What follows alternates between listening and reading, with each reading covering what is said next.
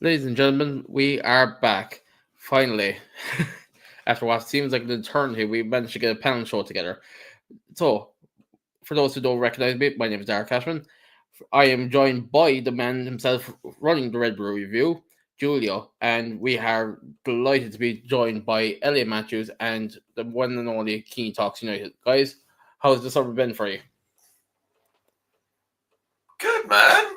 It's been an interesting one, hasn't it? And we're going to go into it a lot more detail, and I know Keane's raring to go tonight. Can I just Oh, start? right. Here's what you're saying, Dara. You said, how's our Go on. summer been? I think this summer has been absolutely fantastic. The weather in Ireland has been beautiful. Oh, fantastic. Well, in fairness, Man LA knows a United, lot about the weather as well. We're all in the Man same boat United, here, really. Man United have been signing players. We're winning football matches. But Dara, because I haven't seen or talked to you in months, right? Properly, Oh, face to face, fuck's right? sake. I just want to bring up something just before we start this show. We're going to start this on the right foot. So for people who are Irish and don't, who would follow hurling, and LA, you're in a group with loads of Irish people, so you definitely know about hurling and the GAA, right? Dara Cashman was very, very cocky on Twitter when Tipperary beat Kilkenny in the All-Ireland semi-final. And Dara, for the life of him, thought it was a foregone conclusion that Tipperary would lose that All-Ireland final against Cork when we absolutely cooked you motherfuckers. So I'd just like to bring this up on screen now. Dara against humanity here. So Dara says, I can confirm at this time on July 20th, Keane will stop talking to me as Cork will be lifting Liam McCarthy for the first time in 20 years, beating Tip in the process. So Dara, live on YouTube right now, can I get a full-fledged apology from yourself for your crimes against humanity? Well, you're going to be the extreme saying crimes against humanity. I will apologise for the fact that, fair enough, it happened. Tipperary beat Cork. Fair fucking play. I know nothing about this sport, as I'm sure you can probably guess from the accent. But Keane, can you just put that image back up on the screen again for just 1 second? I can do, yeah. Thanks. There we go.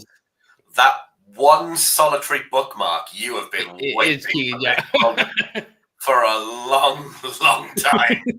And when I saw it, like I went into the tweet just to see, because like someone had liked it and whatever, and I saw the one bookmark and I goes, "That's fucking Keane anyway." Yeah. Cool. Well, I haven't joined a hurling podcast, have I? No. I just wanted to talk about United. I just wanted to cook Dara. That was it. Now we can talk about United for the rest of the evening. Right. Now the roasting session of Dara Cashman is finally out of the way. Then again, that happened on TikTok a while back. But we won't get into that. We will talk about Manchester United tonight. No. Shall we start with the most recent news where United beat Bournemouth in the summer series? Keane, you were the only one, I think, of the four of us who actually stayed up to watch it last night. How was it watching it live? Like, you can only tell so much watching back the highlights, really. Like, yeah, I thought like we pressed really well. I thought we were very organized in how we kind of collectively pressed on and off the ball. I thought the system looked really good. We had a lot of energy. I thought I was hallucinating at 3 o'clock in the morning when Rasmus Højlund scores a goal. I was thinking, what in God's name is going on? Am I hallucinating? Am I dreaming? But no, he done okay at times last night. I really thought Nenny Oro stood out. Joe Cobby, when he came on, was very good. Bruno was Bruno. So there's a lot of good positives to take out last night. It was kind of reminiscent of kind of pre-season 2014 in looking how good we were in terms of pressing or passing. And I was just like, is this a Fugazi? Is this going to be a really good pre-season and we're going to go into hell next week? I was going to say, a lot of people are actually comparing it to 2014, and like part of me, they're like, I don't understand why, I think it's just the way we dominated. I saw the 5-minute YouTube highlights on MUTV, and it's MUTV, right? So it's always going to be inherently biased in terms of the clips that they use. Of course. But it did look like there was a distinct plan for how we were going to go after Bournemouth. Not how we were going to pass the ball around. I think that's, fine. It was how we were going to contain them. And Bournemouth turned us over twice last season, right? Mm-hmm. It was so nice to see an actual plan to deal with the opposition. Not, we're going to go out onto the pitch, we're going to play football, but only when we've got the football. Mm-hmm. That's what I struggled with last season. This pre-season so far, that I stayed up and watched the West Ham game. I didn't stay up and watch the Bournemouth game last night, as I said, but there seems to be a very distinct shift in how we approach football games. And I suppose I'll open this to any of you, really, whoever wants to take this one on. I suppose the question now is, we only brought in 2 signings, though, and we'll kind of get into the incomings and outgoings in a few minutes, but kind of going off what we're seeing so far in pre-season, given that there's only been 2 incomings and, well, 3 if you include Diego Leon, who we signed in January to come the summer, how does it actually look? I suppose the better question is it that players are buying into the plan, to the project that Ruben Amorim's actually looking to put into place, or what is it? Because I'm struggling to think, why are the players actually playing now when how dog shit, let's be honest, the season just gone was. Sorry, King. Can I give it to you in an analogy? Go on. So I loved your analogies the last time, so I'm willing to hear this one. Years and years and years ago, right, I used to run restaurants. Before I do what I do now, I used to be a GM of various restaurants. And we used to have a saying in our restaurants, aces in places, right? You put your best people in the place that they work the best. So you don't put a dessert chef front of house. You don't put the bar back cooking steaks, right? You put the best people where they work the best. You put the best people on the best shifts. That seems to be what's happening now. Amorim doesn't have to use Garnacho in a number 10 position because Garnacho's a winger. Doesn't have to put him there. He's shoehorned people into positions that they're not familiar with and positions they're not comfortable with. We don't have to do that anymore. Last night, we had 2 number 10s who are actually 10s. Not Marcus Rashford and Alejandro Garnacho. We had, in the West Ham game, 2 midfielders who are actually midfielders. Not Bruno dropping back into midfield where he's no good. Admittedly, he did against Bournemouth, and he kind of did okay. But the point I'm making is we don't have the bomb squad in the squad taking up positions that they're not familiar with, that they're never going to play in again. And that's what I was going to bring it up there now. The way Bruno being put back in midfield further away from this attack then is a great point from Scott here. Yeah, Scott hasn't made a great point since he threw up on my carpet a couple of weeks ago. Scott is one of the attacking football boys. He came over to my 40th birthday night. Anyway, I think Bruno was played in midfield last night to give Ahmad and Mason Mount a chance to play in the 10. Right. I don't think that's where we'll see him a lot next season. I think it'll be a midfield pivot of Ugarte and Mainu with either Cunha, Mbuemo, or Bruno in the 10s, or Mason Mount. Those are going to be the 4, right? And then we'll have Ahmad and Dallo on the right wing back spots, and then you'll have Dorgu and potentially Diego Leon or Luke Shaw potentially in the left wing back slot. I think that's what we'll see most of next season. I suppose I'm seeing a lot, or I'm not after seeing a lot of Diego Leon, but from what we're seeing so far in the preseason, he looks a prospect. I'm not going to lie. I enjoyed the tenacity of him, like proper South American player with the tenacity that, what would they say about Tevez in the past? Pitbull energy, or kind of that aspect of it. Julio, any comments to go for with what we're seeing so far in preseason? Yeah, I think it's quite. I think LA touched on it quite well, actually, about how what we're seeing is it looks like there is a plan, and the fact that we're on the whole trying not to shoehorn players, because I think what we need to remember is the fact that Garnacho were almost forced to shoehorn in last season, because who else were we going to play? You know, Xerxes had that injury at one point. Hoyland was playing up front a lot. Marcus Rashford, Anthony all left the football club in January. So the fact that we're Junior, obviously Ahmad was injured at one point as well. We got him obviously back in, and Bournemouth's coming in as well. The 2 signings, they elevate the attacking X factor significantly. I know last season was a very low bar for it. They definitely improve it. I think, I think what I liked about the game was the fact that first thing I noticed was the freedom Ahmad had. I really see how he was free roaming, and he, there's whilst you've got the wing backs high and wide, the tens have a free role. The likes of Cunha, and Bruno, Ahmad will thrive in those 10 positions. I think I liken it to, because Amram did a similar thing with Marcus Edwards at Sporting, and Arsenal did the same with Elise for that short period before Elise left the football club. So it looks really good going forward. I think I just still worry about overloads in the midfield, and that in the defense as well. Those are the only two things I'm still worried about. The build-up play from the back still isn't quite there. But I can't sit here and fault the. Amram talked about the intensity and physicality, and they are so much better right now. And I think if you're going to challenge, whether it's trophies, top four, league, etc., you need to get that intensity and physicality right. And because it's improved so much since the end of the season, considering we're going to be playing one game a week next season, I think that will really benefit us during the season. As well, Julio, like last season in a lot of games, we got done in transition a lot. And I felt like, we just didn't have the legs to kind of get back, break up play, and, really disrupt teams. I felt like, when teams came to Old Trafford last year and being there a lot, especially in the Prem games, not so much in the Europa League, because we seem to have an upper hand in the Europa League games at home. But generally at home, teams nearly had the freedom of Old Trafford. They had the space. We couldn't keep up with them physically. Whereas I think like now, having these players come back a bit more lean, a bit more athletic, I think the new signings on and off the ball will be quite good.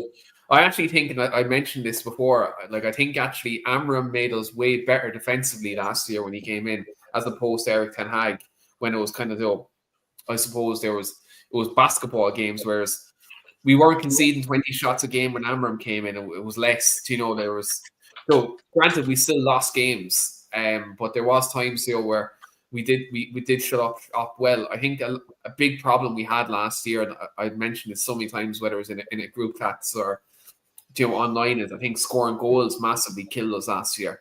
I think decision making up front was really, really bad across the board. I'm not going to single out anybody, because if I do, people think I have an agenda. So I'm going to generalize it across the board. King Freeney having an agenda against United forwards. I wonder what that's about. Look, King, just to back you up on this, we only conceded 3 more goals than Aston Villa last season, but we scored 14 less. Yeah, exactly. So that's where like I looked at last season in a nutshell. Yeah, we can improve in midfield. So I think obviously, let's say you get a player like a Baleba or someone in there who can carry the ball, can break up the ball, can be that kind of athletic guy in there. That'd be fantastic. But I actually think if you look at the way our 3 centre backs have really positioned themselves last season, like especially Maguire, Lenny Yoro, Joe Mazraoui, they were class last year for the most part. I think Dorgu towards the end of the year started picking up the league to kind of, I suppose, to pace the league. He was doing quite well. Obviously, he's doing well in pre-season now. I just feel like if you get that kind of number 8 in, I suppose 6/8, someone who can do a bit of everything in the midfield, and then like if you can get a good striker, Ollie Watkins is the guy for me. I think Premier League proven, get someone in like that who can score goals. I'd love to see him come in. I just feel like these Benjamin Sesko links, I know we're probably going to talk about him in a minute, but I feel like them Benjamin Sesko links, I'm getting Rasmus Højlund PTSD off him, because he's young and he has a high ceiling, but it's like, looking at the way we've been buying players this summer in terms of Premier League proven, I'd like to kind of continue that trend going forward, Because I was actually only talking about it with my boss and work there yesterday, and even they're like, I've never seen much of Sesko. Literally, if Leipzig were playing Liverpool or Man United in Champions League, never heard of him. And they're like, yeah, well, it's fair, because like, as I said to them, I would obviously watch a bit more football than him. Not much, considering I try only watch Man United, but I try watch a bit more than just Manchester United. Having said that, I said if you go between Watkins and Sesko for me has the higher potential ceiling than Watkins, but then again, so does Rasmus Højlund. Whereas you know what you're getting with, especially in the Premier League, with Ollie Watkins, go all in for him. That's my opinion. Julio, you were kind of saying basically the same in the group chat there the other night.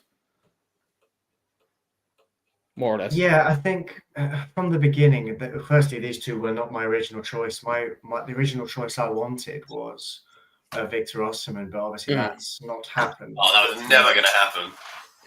No, I was a bit on the fence about Osimhen, however you pronounce it. It's more just for me, I just haven't seen enough to, like, I suppose I don't watch enough of the Italian league on, like, Julio and even our good old friend Reese here. I have never watched enough of the Italian league to know exactly what you're actually getting with Osimhen. Like, I literally only seen a handful of him. I can't be one to comment on him. Like, what I'll say is, before I go back to Sesko and Watkins, my opinion was I thought Osimhen would translate better to the Prem than Gyökeres. And I know that sounds crazy, but I just thought his physicality and the way he can create chances for himself, it was, far. I think was far superior, and I think it would have been better for the forward line. But anyway, on Sesko and Watkins, I think I'm a fan of the potential of Sesko. I believe he's one of the best project centre forwards. You're buying a younger striker to develop and build.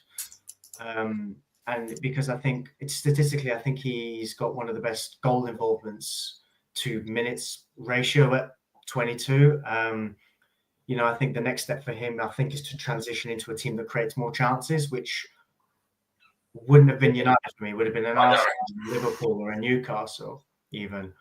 But he's way more proven now than Højlund was when we signed him. But by orders of magnitude.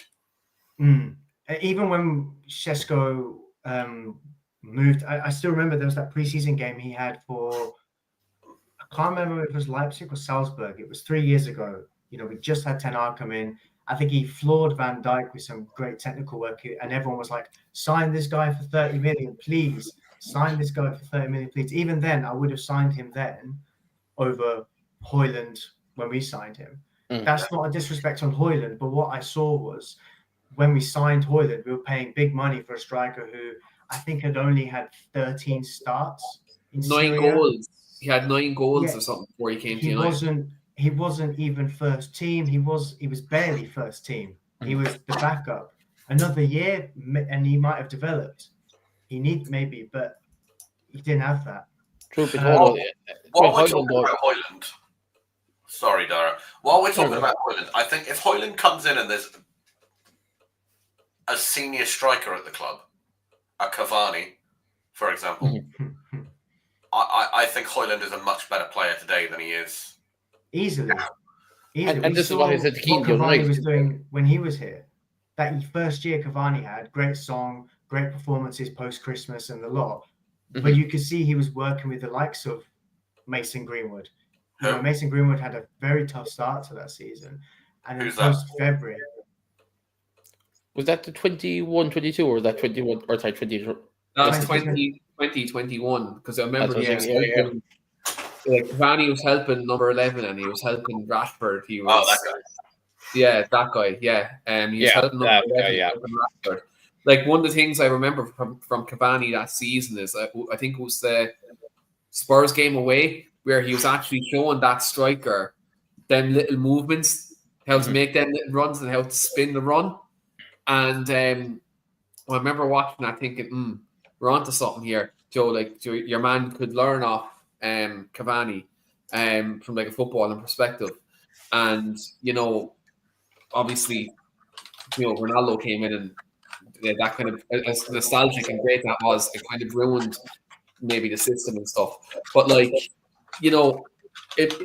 much as I probably don't rate Rasmus, I think he probably was dealt kind of a rough hand by actually coming in, not having anyone to learn off, having to lead the line, and then I suppose Ten Hag changing up the way we played from the previous season while Hyland came in, it probably didn't do him many favours initially. Now, I know he did have that purple patch and he was scoring well in the second half of the season, weren't it, around that kind of February period where he did really well in the Champions League in the group stages. He did really, really, really well. But look, it's a completely different kind of pressure being the number 9 at a club like Manchester United. Look at Darwin Núñez over at Liverpool.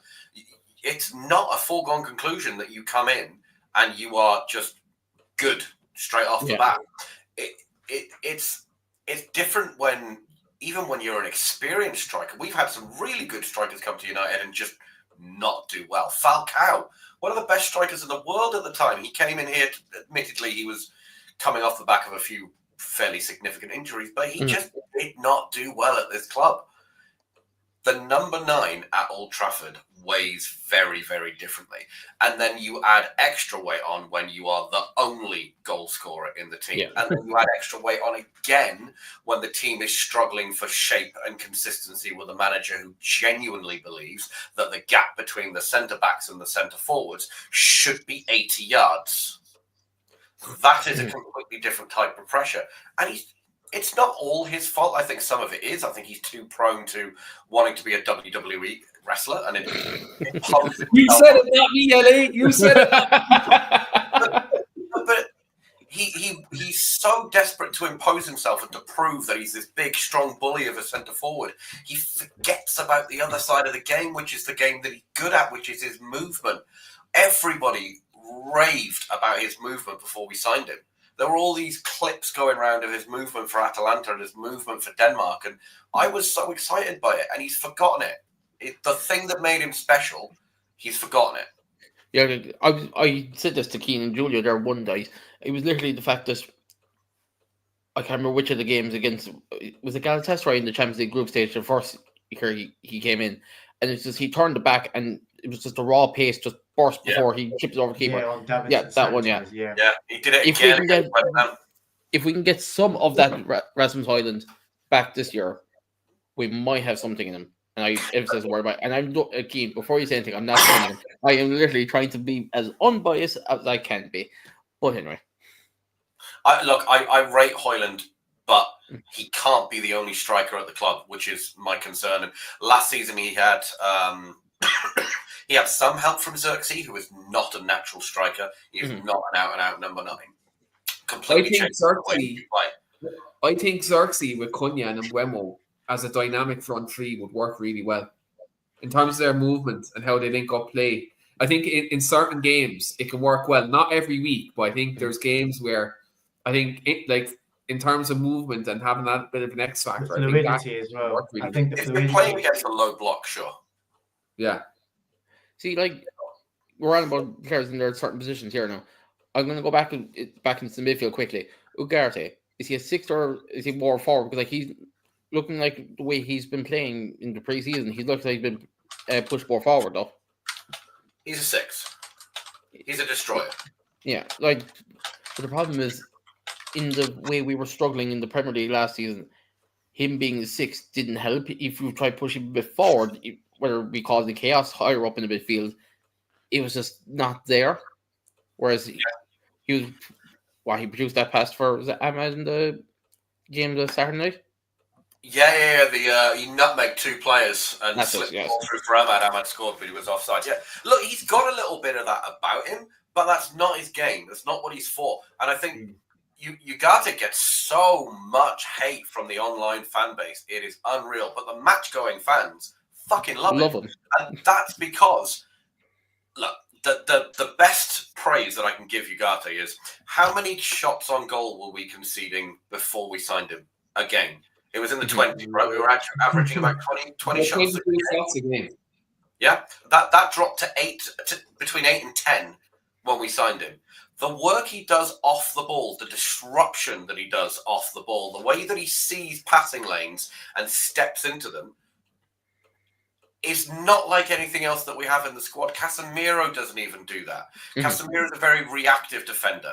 His game was built around being able to bully people and get in the way. Ugarte is much, much more cerebral. He reads the game very well, and he's able to step into positions that will stop the opposition from being able to progress the ball. That's what he does so well. He's not supposed to be a Michael Carrick that's spraying passes around and linking the defense and the forward line. That's what Kobbie Mainoo is for. Yeah.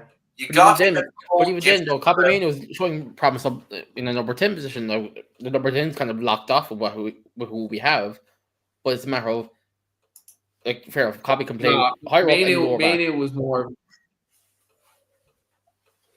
I think Mainoo was better off kind of as number 8. I think getting on the ball, being able to drive with that, linking up the play. While he can be competent as a 10, I think he's better further back the pitch. I think personally.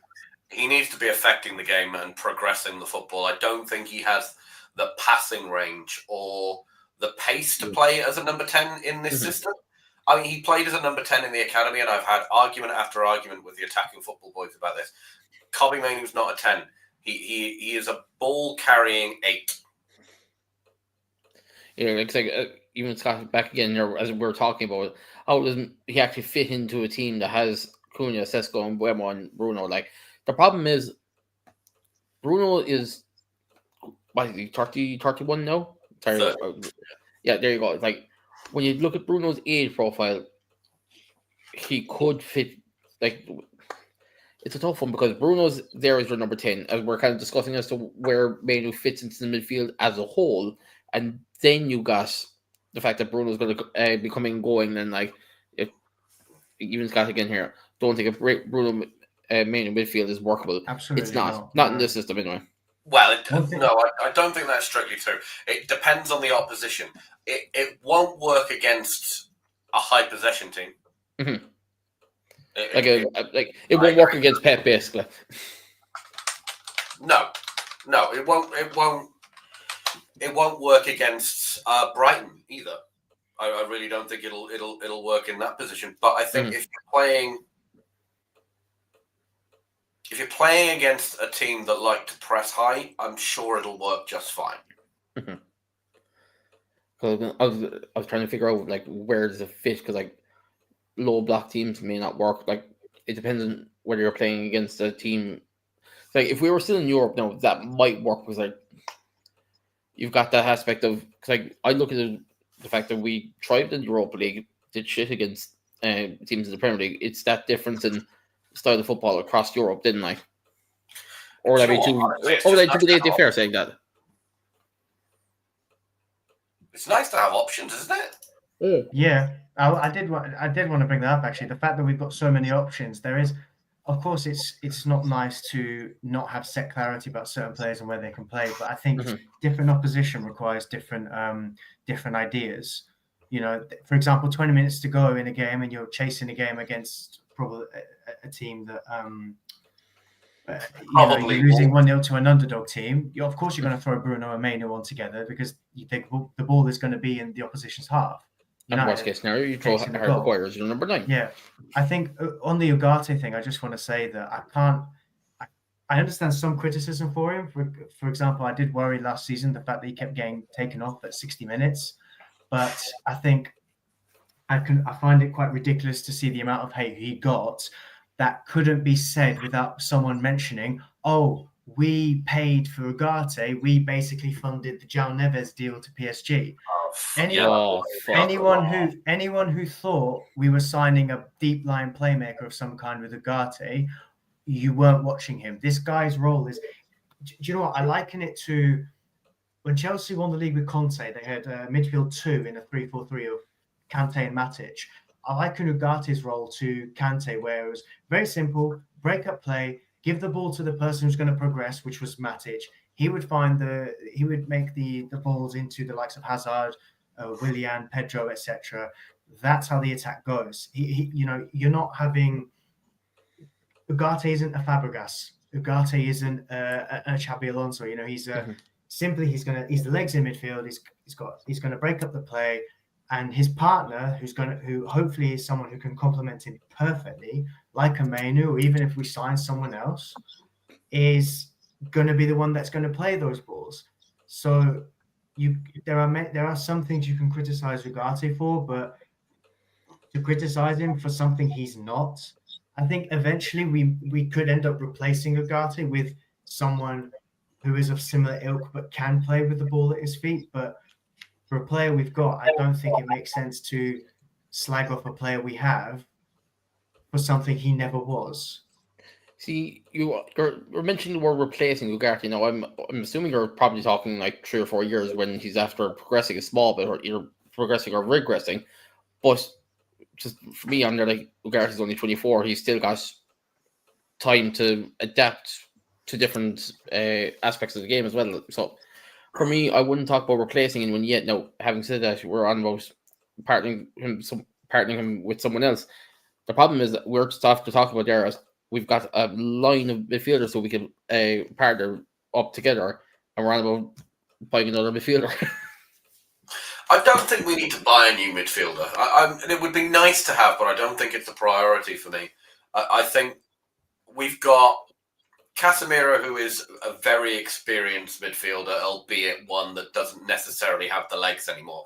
We've got Kobbie Mainoo, we've got Ugarte, we've got Toby Collier, who is the prospect, right? So you've got 2 senior, one academy prospect who needs minutes, and then you've got one academy player who's graduated and is now an integrated member of the first team. I genuinely believe that is a decent enough balance to get us top 4, right? To make that progression, to go then the next step, then yes, we'll need to get a midfielder. But that's not where our focus should be this season. Our focus should be making the transition between mid-table and Champions League. Because let's face it, 15th is not. We're not a 15th in the league club, and we weren't last season either. I think we changed our manager mid-season, and he was told, just do whatever the fuck you want, just make sure the system gets implemented. Doesn't matter if you lose every game between now and the end of the season, just get the system drilled into them, do what you want. Fine. That was we kind of sacrificed results in order to do training sessions for the remaining 20 games of the season. It is what it is. But to go from, let's say, mid-table to Champions League, we need to be looking at the forward line, which is what we've done, to be fair. The 2 signings that we've made have been attacking players, and we're about to make a third who is a striker. So we're addressing that problem. If we make a goalkeeper signing, I think it'll be a cheap one. I don't think it'll be Donnarumma. I think it's going to be the Lamens signing. Next season is where we'll look to make strides in the midfield department. And I think that's when Casemiro will go, and we will then have the budget and the wage room. That's not what I meant at all, but you know what I mean. That's when we'll have to be able to bring in a more senior midfielder. I don't know who that might be, but Believer, maybe. But that's where I think our season is this season. Now, I suppose you obviously watch a lot more football than me. Do you know a whole lot about Lamens? Would he be coming in as the number 2 to Onana, or would he be just kind of fighting him for the number 1 spot there? I know nothing about him. Nope, that's okay. Absolutely nothing. Can I weigh in on this, actually? I have a slight theory. I am a victim when it comes to looking at past instances and precedent and seeing if any of that can help. United fan base is also a victim of this, by the way. The amount of times people said, oh, but Arteta failed first, therefore Ten Hag's bad season means we will be fine in a couple of years. That whole thing. Arteta is the power of hindsight with Ten Hag's season. Arteta is blessed that he had the lockdown. He is blessed he had the lockdown, because if fans were in the stadium, he would have been sacked that season. That first full season. 100%. The point I want to go into is actually about Lamens. When Liverpool's first summer with Jurgen Klopp, they signed Loris Karius, who was a prodigy young goalkeeper at Mainz, decent potential, and he came in and he rivaled Simon Mignolet, the number 1 spot for about a year and a half. They kept rotating games. They played, I think, that they played an even amount until after Christmas when Van Dijk was signed. Karius stayed in the team, and then obviously we saw what happened in the Champions League final, and then they went out and got a new number 1. I genuinely believe if they sign a goalkeeper, I think the Emi Martinez links are and the reports about a loan deal is very interesting. Not saying he's the guy. The Donnarumma links, I agree with LA. I don't think we go through that. I think it will be, we get Lamens on the cheap, and if Onana needs to come out the team for whatever reason, or if he if he's not going to get back in the team, it's going to be a young, cheap goalkeeper who could be a decent stopgap or someone who would rival what we've currently got. I still would love to see Tom Heaton play because he played all right last night. Looking at it, no, that's a horrible idea. The man is 1,000. No. The guy was well into his 30s. He proved he was a solid goalkeeper before for Burnley and Villa. What we saw last season, how much worse could it be? Oh, no, it can be worse. No, it can be worse. Do you know what? I can't even say that with a straight face, unfortunately. Right. Look, there is a lot of people in the chat at the moment. LA. I want to know what can I just make a point there? Yeah. You called Tom Heaton 1,000. Why did you turn there not so long ago? Yeah, he's the same age as me. Yeah. No, I'm not trying to be a professional fucking footballer, Darren. Christ. He's probably as good as me. Yeah, there's a lot of people watching at the moment. I want to know who they think that our goalkeeper signing should be if we make one between Lamens and Donnarumma. I'd like to see something spat out in the chat. Do you know what I was hoping for? And I said this to Julio a couple of months ago. I was hoping Queeveen Kelleher would stay at Liverpool for another year and go away on a free, and we pick him up on a free. This is insane. I didn't want to say I didn't want to put the Cork and Ireland boys aside. I wanted to say Queeveen Kelleher. I really do want him because again, not even Irish boys. He's a fantastic goalkeeper. Like you guys are too sentimental and patriotic, man. I swear to God, there was no way Kelleher was going to leave Liverpool for United, no matter who he's not United, isn't he? He's a Man United fan, isn't he? Whoever he supported as a kid, never going to happen. Jack Grealish is a Man United fan. It didn't stop him going to Man City. I mean, it's not the be all and end all. How do you feel? Sorry to take over your hosting. No. If you want to ask questions as well, I want to ask you a question. What did you make of the way our defence looked with Aiden Heaven, Lenny Yoro, and Matthias de Ligt? I'm talking specifically against West Ham because that's who started that game. Oh yeah, like I like Aiden Heaven. Like remind me again, so like Yoro right to the back and in Heaven left to the back. Wasn't it? Yeah. Was Yoro inverting? Sorry, was Yoro inverting into midfield or? Yeah, for a bit of it, yeah. Because the reason I ask is because Leach is going to be out for quite some time still, probably until November, which means left centre back wise, we've either got Aiden Heaven or Luke Shaw. Or Lenny Yoro. So basically, just Aiden Heaven. I still think Lenny Yoro would be good at left centre back, but I do agree that Yoro in the centre, I think at least as a backup to Leacher, but in the future, if Yoro takes over the first spot, inverting into midfield as that central centre back, I think it would be immense. Personally. I think right centre back, yes. I don't think central centre back. He's not big enough. I don't think he's got the presence. Central centre back tends to deal with everything aerially, so that'll be your Maguire or your de Ligt. Yeah, I think he's still too slight and a bit knocked off the ball a bit too easy. Now, looking ahead to next year, I know what happens actually this year, this season. We won't talk about this season. Next summer, are we going for another central centre back? Because Maguire will probably move on. Nathan Collins. You heard it here first. Don't even get Keane started on Nathan Collins.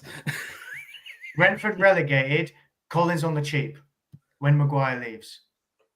I like the idea. Don't get me wrong. I do like the idea. But will Collins actually come or he stay with Brentford? He's on a 6-year contract. If you think getting Mbeumo was a fucking chore, Nate Collins will be fucking... He's on like a 6-year deal at Brentford. That's like if he leaves next summer, I think he probably will because he's due a move anyway. Man United are definitely not dealing with Brentford considering the bad fate we had with the Mbeumo deal. I just don't like Brentford fucked themselves over with that deal. As personally, I'd love to see it because like that centre back role suits him perfectly. He's brilliant there for Brentford and for Ireland as well. But I just think next season we have Matthias de Ligt anyway. I don't like. I look at it. We have other centre backs coming through. I don't think centre back next summer will be a priority. I see us kind of delving into kind of the midfield. I think right wing back may also be an area we look at next year as well. Been off Dello.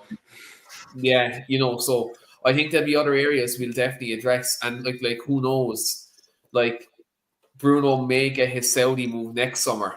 He might stay that 1 year. You really think he's going to go to Saudi though?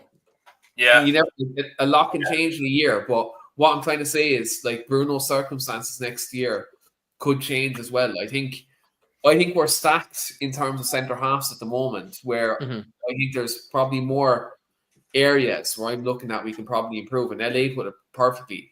Like if we can get, and Scott mentioned it in the comments as well, like if we could get a world-class goalkeeper next year, if let's say we're not even back into the Champions League, but back into Europe next season, I think a goalkeeper will go a long way.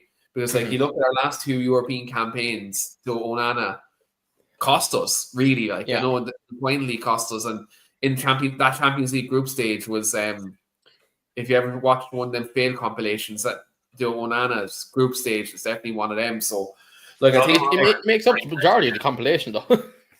Donnarumma is free next summer, by the way. Oh, it's only 1 year. Oh, he's free next summer. No, just go back to what Scott was saying though. I'm not too sure if one of you pressed on the comments earlier. Milinkovic-Savic, he's just after signing for Napoli though, isn't he?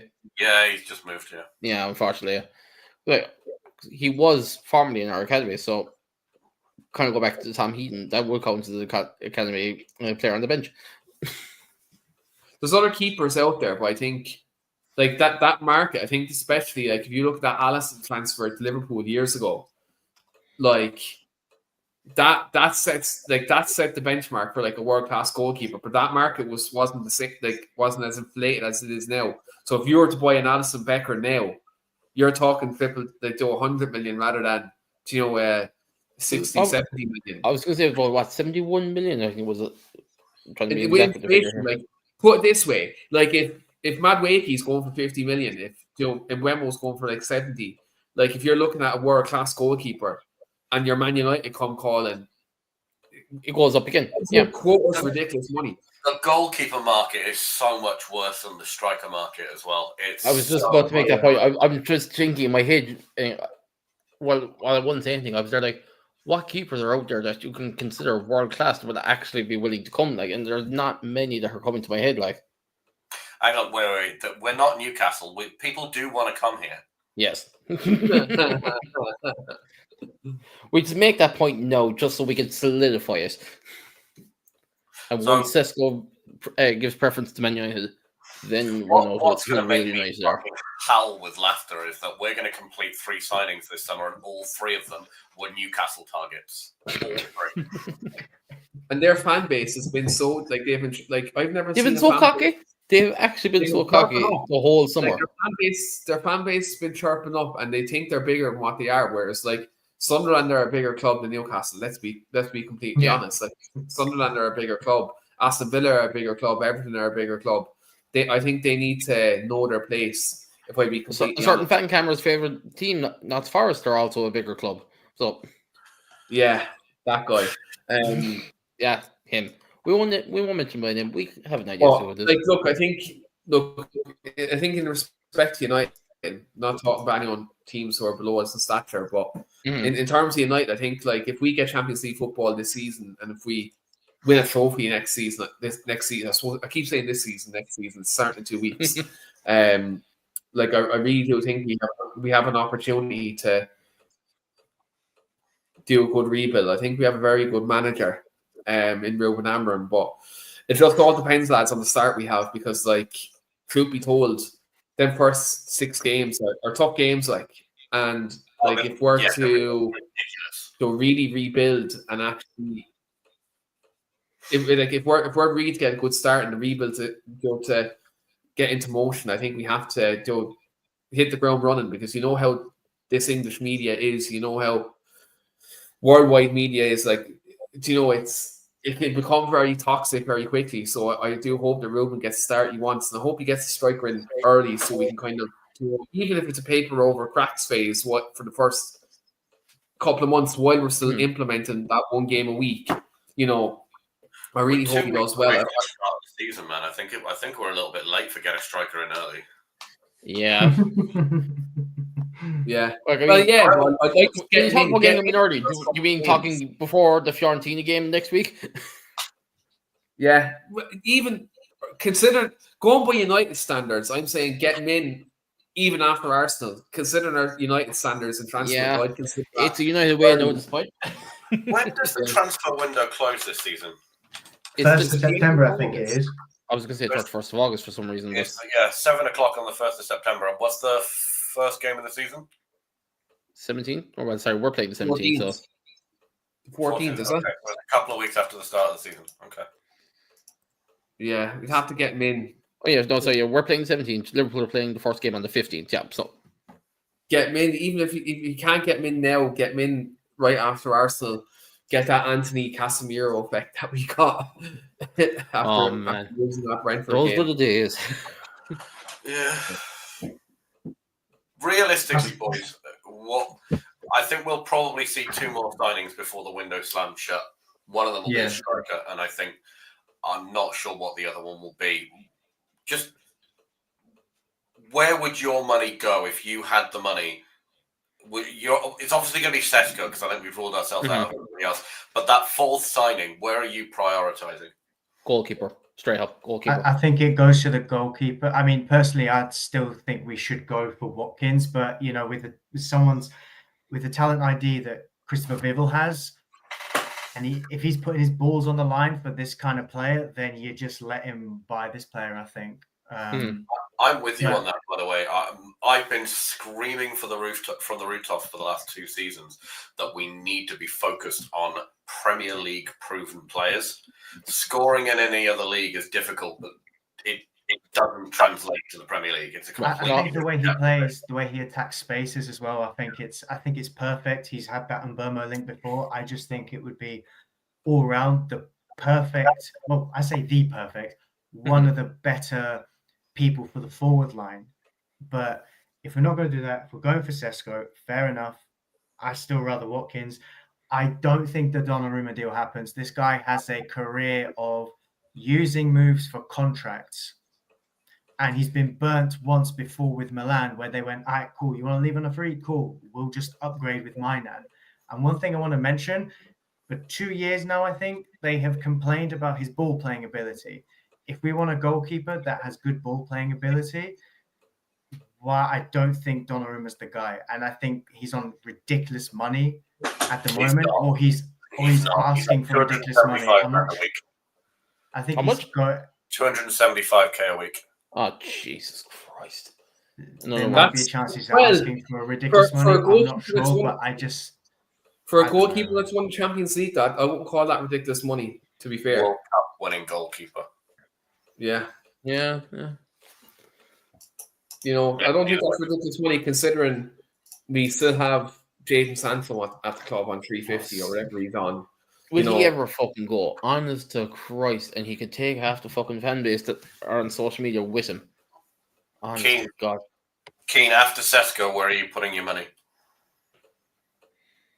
As much as I love a goalkeeper, for me, I still think midfield because I feel like while we've one game a week, I just feel like especially if we get Sesko in, we've Mbuemo and Cunha there, it's kind of like Casemiro and Bruno midfield. I don't know if it works. Maybe Ugarte and Manu works, but where does Bruno play? Especially the fact that we're after laying the cards on the table that he's going to stay. I feel like just for a balanced point of view, I'd like to see another midfielder come in, just so we have someone in there who can, especially if Bruno is going to play in the 2, we have someone to compensate, from in a defensive kind of, I suppose. See, the problem is the fact that Bruno's captain, and it's a midfield that he's going to be put into the deeper midfield role. Kind of go back to what we were saying at the start with Ellie saying the best people in the best positions.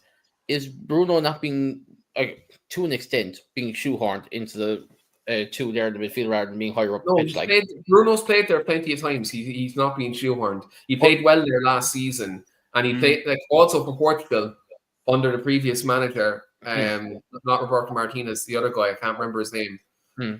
Santos, I think it is. I think that's the ex-Portugal manager's name. He played the two there alongside was it Carvalho, and there's another guy there. Renato Sanchez. I think that's what else was. Renato Sanchez. Yeah, but he's playing. The name came to mind because he was mentioned after. But like he can do it. It's just like, especially if we're going into big games. Let's say we're going Stamford Bridge, we're going Anfield, we're going Emirates, even St. James's Park, places like that. It's more the discipline side of things. Sorry? Would it be more on the discipline side of things? Basically, just like keep himself disciplined and not just be spraying the ball everywhere, essentially, is what I'm trying to get at there. He doesn't, but again, you're feeding into internet propaganda there, because he doesn't spray the ball everywhere. He doesn't do that. Come on now. Yes, he does. Don't be insane. He doesn't do it as much as all retention statistics of anybody at the club. He doesn't do it as bad as what people say on the internet. Like, it's ridiculous. Nobody does anything as bad as people say on the internet. Nobody. Darren believes everything that's on the internet. Darren included. Hey. No Catherine slander here, please. Place on the planet. Look, I, for one, will have this reaction every time I see a team sheet that has Bruno Fernandes starting alongside Ugarte Casemiro. Every single time. Right? And it's aces and places. Bruno Fernandes is the leading chance creator in every league in football for the last 3 or 4 years in a row, bar maybe one season. I'm sure Scott Mason is about to correct me in the comments because we've had this argument before. You play your most potent, attacking, creative player in the place where they do the most fucking damage. You don't play them just in front of your back four. Do you remember when England played David Beckham in the quarterback role in the lead up to a World Cup and it lasted a game? It's the same fucking thing. Don't do it. I'm absolutely more than okay with having a rotation of Bruno, Mbeumo, and Cunha in the 10s. No problem with that whatsoever. I don't think any of them should be starting 38 games a season. None of them. No, I'm thinking in my head there. Let's say if Sesko doesn't get over the line, would we play Mbeumo up top? It's more likely you could brought him up with the Collins there. Boomer. Oh yes, this one here. Like someone, anonymous Mango, Andy Minton has said that Mbeumo has been training predominantly in the 9 since arriving. So, in your truth in that, I don't recall Andy Minton saying that. Now, having said that, maybe a striker comes in, Mbeumo goes back into the 10 role. We just don't know. But right now, my vision is seeing Bruno Cunha as the 10s, and Mbeumo, unless we get Sesko, as the 9. Where you put Ahmed the right wing back. That's my ideal scenario, because where Ahmed affected the game a lot, from what I saw anyway last year, wasn't the right wing back role. He does all right in the 10, but the right wing back sees himself suits him to a certain extent anyway. By the way, and if you have a look at the comments, you'll see someone saying, "Can we have a discussion about Dallo?" I don't know who this fella is. I've seen his name. This is Bill. I know. I know perfectly. Dallo is shit. Yes, but with that being said, Arsenal first game of the season, it will be Dallo at right wing back. I don't like that though. It will, because Ahmad is not as defensively minded as Dallo. Mm. And who have Arsenal got playing on the left? It'll be Martinelli probably, because Trossard got injured today. Or it'll be Havertz, and you don't. Or Eze if they've seen him. Yes. Wait, is there links to Eze? Madueke? Oh yeah. You don't he'll be on the right. want Ahmad 60 yards up the pitch, leaving someone like Madueke completely on his own. It'll be Dallo. Against other teams, yes. Ahmad will probably be our starting right wing back. Against the top 6 clubs, not a fucking chance. There's got to be an element of balance, because I think if you're going to have the likes of Dorgu playing at left wing back consistently, who is really good going forwards, sometimes I find with a 3-4-2-1, whether not just with Amorim, just in general, I feel like sometimes it can be a bit lopsided with profiles. I think in certain games, you need certain different profiles to adapt to the opposition. And I think you can't. It's why when we went to Anfield away last season, and I think we had Mainu playing Ugarte. As much as I love Mainu, the way he was this season just gone, I still worried about games where if you're playing Liverpool away, putting Mainu in there next to Ugarte, you worry that maybe there isn't that steel in midfield. And I think it's what I'm trying to say is that in certain games against the bigger sides, who are going to have maybe a lot more X factor in attack, albeit Arsenal might have one of the weakest of the top 6. Forget Gyökeres for the moment. I'm talking the other players like their wingers. As much as I think Delo's a bit, sometimes he's great, sometimes he's not. You're here, no there. You're going to need that defensive option. Yeah. So, agreed. Yeah, Mr. High Five to save the day. I think in those games it'll be Ugarte and Casemiro starting as well, by the way. Scott's just made a really good point in the chat about AFCON. Yeah, I was thinking about earlier, was there like, this is why I would prefer to put the money towards a goalkeeper now, so that we know that, let's say if the men come in, if he's actually as good as people are making him out to be, then we have a decent goalkeeper to actually, it's like, nobody trusts Bayern. I think we can all say that right now. Nobody will trust Bayern if Onana actually goes away to AFCON compared to 2 years ago. Having said that, like we kind of discussed earlier, the market for the goalkeeper section is so bare right now that you can't just ship him off and get a ready-made goalkeeper. You have to buy potential, essentially, is what you have to do. I was thinking, without the goalkeeper market, like a couple of weeks ago, I was thinking, like, didn't we have like some sort of like buyback clause or something with Matty Kovar from Leverkusen? I know he's after moving on from Leverkusen this summer. I was thinking, yes. I know he was up for sale, but I didn't know if he moved or not. I think I've seen that he moved. Yeah, like Ten Hag really doesn't like that guy. He got rid of him twice. But like, I thought that was maybe a market opportunity in terms of like getting a cheaper goalkeeper. But yeah, like, look, it'll be interesting to see if this Lamens guy is good. Like, I'm not gonna be one of these guys who claims to be a hipster that says they watch 18 different leagues and they look at all these different statistics and say that he's gonna be 100% good. I'm not gonna be that guy.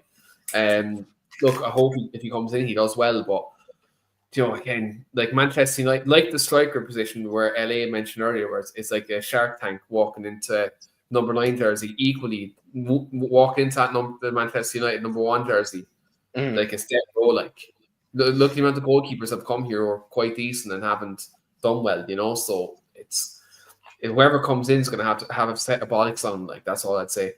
So yeah, I just checked there. Matej Kovar went to PSV. I didn't actually see that move, but anyway. Yeah.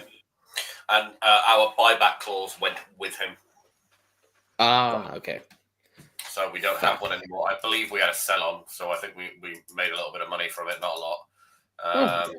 But yeah. Goalkeeper for me, I think, is the most important from AFCON. I think if we lose Onana, the gap between him and Bayindir is colossal. I think if we lose Mazraoui, which we will, I think the gap between him and Yoro, not so much, no. Ahmad and Diallo, and then you've got Ahmad and Diallo. Are they two different players?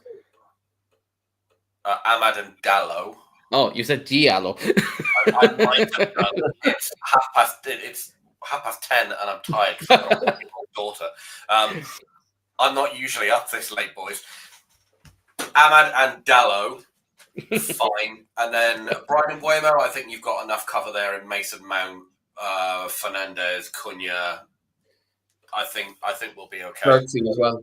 The problem here is, I suppose, there's a colossal couple of games. Like, I know Newcastle won those games that's going to be missing. I believe City at Old Trafford is another one that's going to be that the players are going to be missing. So that's kind of a case of, right, you have your back against the wall if certain players go all the way to the final and win it as well. Like, so yeah, need that extra time off as well. So with the AFCON situation, I think primarily, as we were kind of discussing there, we need the goalkeeper gap to be fulfilled, basically, so that we're not overly dependent on whoever comes in, basically. Like, if there's a gap, Like, find your goals, and if we get another keeper, I don't see any other solution there. After that, it's anyone's guess, really. So, yeah. Sorry, can I just go back up to Bill one last time there? Leave Onana alone. We've just discussed Onana. We're not going to leave him alone. If he does go, I don't think anyone's going to be, what? Don't. That's not true. Come on. Don't be doing this to us. It's not true. F- You all saw the same thing I did. I've got you guys open on one screen and Twitter open on another one, and there's nothing there. Oh, my heart! I was there like, what? Yeah, that's one of the boys fucking with us, definitely. Yeah, definitely. Right. So to wrap things up, lads, are we aiming? What's the prediction for this year? Are we aiming top 4? Are we at least trying to get a trophy under Ruben Amorim, or what's the story? Top 5 now, right? Not 4. Oh, sorry, top 5. Unless something majorly happens to every one of the European competitions where we only get back to top 4 again. But I would gladly take top 5. Like, the problem is our squad is in a better position, I personally think, than the Chelsea team that finished 2 years in a row in 10th, because they were still in a bit of a limbo from the whole Bowley coming in, spending shit tons, and just fucking leaving everything in a case of, we'll come back to this in a couple of years. Now, they've come back to it in a couple of years, and someone actually made a point to me that they're the nearest challengers to Liverpool for the title. I wouldn't be the worst against that. But do you think we still get top 5? If we sign Sesko, yes. I think top 5. Mm-hmm. I think we have to get that striker signing done, regardless. Even if Højlund stays at the club, I still think we need to get that striker signing done. I feel like we've drastically improved our forward line already just from adding Mbeumo and Cunha. Yeah. The more we see of them, the better they'll get. Both of them, especially Mbeumo, will go up another level with this move. We're playing 1 game a week. We've got some great... Ahmad last night was brilliant as a 10. We've got plenty of flexibility and options throughout the season. And on Amorim, he has no excuse for if he doesn't have a style of play by Christmas. I don't think that's the case, but I know there are many skeptics out there. Of course. Naturally enough, there will be social media. I think he'll have the style of play settled, but if he does, he's got no excuse with 1 game a week. Can't say, well, we're foregoing this competition because of this or this. He hasn't got that. He hasn't got Europe or anything. I think, by all means, just from adding Cunha and Mbeumo, top 5 is a possibility. You add another striker where between the other forwards, there isn't probably as much pressure as there has been for strikers in recent times because the goals are coming from elsewhere as well as the number 9. I genuinely think that top 5 can be a certainty. I know that's pushing it, but it's 1 game a week. You can literally play the same team every week. You can there's a good chance you can not get injuries and play your same best team every week. Obviously, that's not going to happen. Of course. But especially if there's momentum and form, like over the last few years, we have seen some great periods of form. We had a crap end to the season, but do you remember that post-World Cup 2 months under Ten Hag where we won the League Cup and beat Barcelona at Old Trafford? Imagine that spread out week to week instead of all that momentum in every 2 or 3 days. So I think I just got a bit more confidence with a style being settled and top 5 being. I mean, I think the pundits saying United getting top 10 is a good season. I think with the goals you've added, I think you can definitely go for higher. But the problem is, though, that people were making their predictions way too early. Like, I always say, make Premier League predictions the week before the Premier League actually starts, simply because not every team's going to have every player that they want in. Like, look at the way United have been the last few seasons. They've just, bar 1 or 2 seasons, a lot of the time we're working towards the end of the transfer window, and that is the problem we've had. And we've nipped it into the bud to a certain extent. They'll still sell that. They'll still say that. Pundits on TalkSport and all them places, Sky Sports, they'll still, even when we sign Sesko, they will say, Sesko, what's he done in his career? Oh, honestly, yeah. Bundesliga. It's not. Do you know what I mean? They will still say that. We could beat Arsenal on the opening day. They'll be like, oh, it's a fluke performance. We've seen that time and time again over the years. United don't have good seasons, but they turn up against the big six. We will see that. We will hear that still. So we just got to wait and see, I think.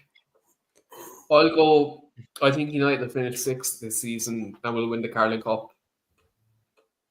That's what it's called, the Carling Cup. I don't know if it's not called that anymore. That's what I love. Decade. Yeah, I still call it the Carling Cup. Elite trophy. Yeah. I'll go with that. I think we'll finish 6th and we'll win the Carling Cup. And it'll be, in hindsight, it'll be a good season. And so finally to wrap up, LA, seeing as we're going old school with it, how do you think we'll get on with the Barclays Premier League? The Premiership, the FA Carling Premiership. Do you know what? When I was a kid, we used to have to tune in to Grandstand on BBC One on a Saturday and listen to them read off the scores. And the voiceover guy, I think he died maybe 4 or 5 years ago. He would always start with the FA Carling Premiership, and it's ingrained in my head. Yeah, you've done that fucking perfectly. What the fuck? Yeah, that's actually scary. For a long time. Okay, I would say it's a tough one, right? Because you look at the other teams in the league, and you think, right, who are the nailed on Champions League teams, right? So you've got Liverpool, Man City, Arsenal, absolutely nailed on. Mm-hmm. Those 3 are nailed on. Do we have a better squad than Chelsea? No. No one does. Well, they've got 400 people, so exactly. Have you not seen the scenes of Cobham recently? Yeah, it's tough, man. Did you guys see that tweet I put out at the start of the Club World Cup? I might have. Somebody tweeted that there were like 20,000 empty seats at the Chelsea game, and I said, well, if they wanted to fill the stadium, they should have invited the rest of the Chelsea squad to go. I think it got 2 million impressions or something insane. Anyway, do we have a better squad than Chelsea? No. Do we have a better squad than Spurs? Yes. It depends. Their business has been all right this summer. Do we have a better squad than Newcastle? If they keep Isaac, no. If they lose Isaac, yes. So we're looking somewhere around the 6th, 5th area, right? Hang on. Do we have a better squad than Villa? I don't know. I think we're probably fairly. Villa. It depends on how their business ends up, because wasn't there a point in the summer where they said they had to sell to buy? That's still the case. I don't know what business they've done this season. That's what I mean. I don't feel like it's changed at all. That's what I'm thinking. Like I haven't heard much on it since, but it doesn't seem like it's changed. Well, they haven't. Can I just say on that very quickly? Sometimes having no change is good. Look, Liverpool last year. Let's say they don't sell or buy anyone. It can go 2 ways. So Aston Villa have brought in a Turkish centre-back who's 19 for €7 million, and they've brought in a 34-year-old goalkeeper from Stade Brestois in Ligue 1, and nobody knows the fee. And that's it. Interesting. That's it. So they've done no business whatsoever. Like they've spent €7 million so far this summer. That's a really weird one. They're linked with Harvey Elliott, which I don't see that happening, but there we are. Right, you want a prediction from me? I'm going to go 5th. I'm going to say 5th. I was going to be realistic, saying I'm looking at the squads that were actually ahead of it. Like, I know there were a lot of squads ahead of Manchester United last year, but at the same time, I was there like, are we still good enough to, even with Cunha and everything? Like, we've taken the goal scoring power to a degree out of Wolves. We've taken it out of Brentford, especially if Wissa goes to Newcastle, depending on the move for Isaac. I'll be realistic and say 7th, but we'll win the. I was about to call it the Carling Cup as well, the League Cup. But at that point, I think it is best we finish up tonight. And no doubt we will be back again soon. Keen, I know you're there somewhere. Thanks very much for coming on again. LA, it's been a blast as always. Julio, thanks for having me hosted again. And for everyone who's in the comments, thank you once again. We will be back very soon. Good night.